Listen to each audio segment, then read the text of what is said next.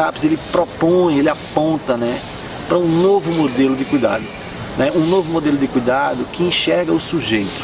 Então, o modelo, a partir da reforma psiquiátrica, que o CAPS trabalha e precisa trabalhar, é enxergar que existe um sujeito, antes de qualquer coisa, que pode apresentar um sofrimento, que pode apresentar, né, um transtorno.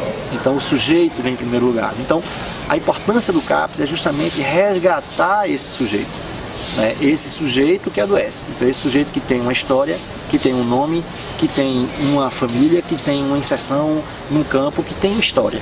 Não tem como um CAPS funcionar distante da lógica da reforma psiquiátrica. Então qual é a lógica da reforma psiquiátrica?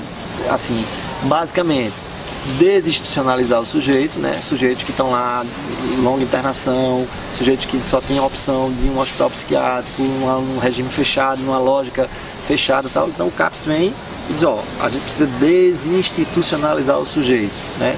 Não só tirar o sujeito da instituição fechada, mas também tirar a instituição do sujeito. E também uma produção, né, de vida, né? É isso que a gente precisa pensar. A importância do CAPS é que o CAPS propõe produção de vida, né? Onde o sujeito possa ser ativo, onde o sujeito possa, dentro da sua possibilidade, da sua perspectiva, poder produzir projetos de vida. Algumas pessoas criticam o processo da reforma psiquiátrica porque eles apontam que a reforma psiquiátrica ela está totalmente dentro de uma perspectiva ideológica, né? Aí algumas pessoas criticam, dizem, ideologia não cura ninguém, né? Questão ideológica não cura ninguém. Eu penso que sem ideologia a gente não faz nada, né? Então tudo que a gente está aqui fazendo, pensando, tal, é a partir de uma perspectiva ideológica. Então o CAPS ele funciona e ele tem uma relevância fundamental para o sujeito em contraponto à questão, à lógica manicomial, porque ele vai trabalhar com duas coisas que, pelo menos, é isso que eu penso, né? Duas coisas fundamentais. O que o CAPS vai trabalhar primeiro é uma possibilidade de conhecer a si mesmo, a partir das atividades, e conhecer possibilidades de relação no território, no meio social. E a outra questão fundamental que o CAPS trabalha em contraponto com a lógica manicomial é a questão da liberdade. Não é porque o sujeito apresenta alguma forma de funcionar diferente da grande maioria que ele precisa estar isolado, que ele precisa ser esquecido dentro de um espaço, que ele precisa ser colocado no espaço e não ter mais contato com ninguém. Então, a importância do CAPS é justamente garantir essa condição que o sujeito tenha de poder transitar, de poder transitar no espaço social, frequentar espaços, acessar, né, as políticas públicas, acessar os espaços públicos, acessar os espaços privados, acessar, enfim, né, acessar a partir do exercício da liberdade essa condição do sujeito ir vivendo e ressignificando a sua história e podendo refazer projetos de vida.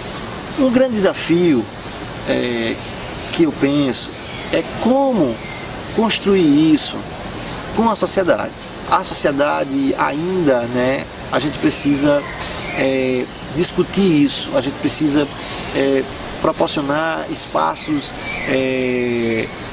onde a gente possa expandir essa compreensão para que as pessoas, né, aqui, né, os professores aqui de qualquer curso, os alunos, um motorista de ônibus, o cobrador do ônibus, o garçom de um restaurante, essas pessoas, todas essas pessoas possam ter uma compreensão de que mesmo a pessoa tendo um funcionamento diferente da grande maioria, ela é um sujeito, essa pessoa é um sujeito, essa pessoa pode acessar os espaços, essa pessoa pode ser respeitada, essa pessoa tem a condição de viver uma liberdade, essa pessoa pode conhecer, pode ter aí todo um processo de conhecimento. Então a função do CAPS nessa lógica, ela é fundamental e o CAPS ele é muito potente para fazer isso, né? É poder, dentro do seu território, poder ir construindo com a comunidade, construindo com a sociedade que está ao seu entorno, uma condição de um novo entendimento sobre isso. Então é só com essa transformação, porque aí é uma transformação do imaginário que se tem sobre a loucura. Então se a gente pega qualquer pessoa, né, e a gente vai lá e diz, Para você, o que é loucura? Eu não quero nem chegar perto, porque é doido, tal, não sei o que, não quero conversa. Né? Então, transformar esse imaginário que está aí, né, na grande maioria das pessoas, é o grande desafio da reforma, para que a gente possa realmente fazer um processo de inclusão. Só transformando esse imaginário social que se tem sobre a loucura, sobre a dependência química, é que a gente vai poder realmente efetivar o processo da reforma, fazer com que os CAPs se potencializem mais e a gente possa ter uma relação no território com a comunidade, onde a gente possa respeitar, ser respeitado, enxergar o sujeito, enfim, a gente poder viver essa perspectiva de uma liberdade. A loucura não existe. A loucura está em todos os lugares ao mesmo tempo.